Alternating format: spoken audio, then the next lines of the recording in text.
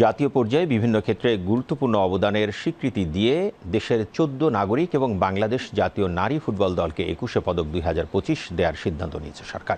বিকেলে সচিবালয়ে আয়োজিত এক প্রেস ব্রিফিংয়ে সংস্কৃতি বিষয়ক উপদেষ্টা মোস্তফা সরোয়ার ফারুকী এ তথ্য জানান। তিনি বলেন, দেশে বিভিন্ন অঙ্গনে গুরুত্বপূর্ণ অবদান রাখায় ১৪ ব্যক্তি ও জাতীয় নারী ফুটবল দলকে চলতি বছর ২১শে পদক দেওয়া হবে।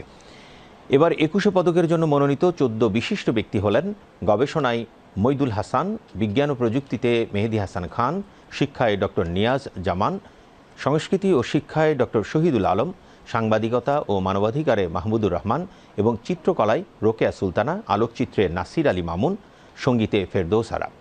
এর মধ্যে মরণোত্তর ২১শে পদক মনোনীত ব্যক্তিরা হলেন ভাষা ও সাহিত্যে মোহাম্মদ শহীদুল হক ওরফে শহীদুল জহির ও হেলাল হাফিজ, সমাজসেবায় মোহাম্মদ ইউসুফ চৌধুরী, সাংবাদিকতায় মাহফুজুল্লাহ, চলচ্চিত্রে আজিজুর রহমান, সঙ্গীতে ওস্তাদ নিরোধ বরণ বড়ুয়া এবং ক্রীড়াক্ষেত্রে বাংলাদেশ জাতীয় নারী ফুটবল দল।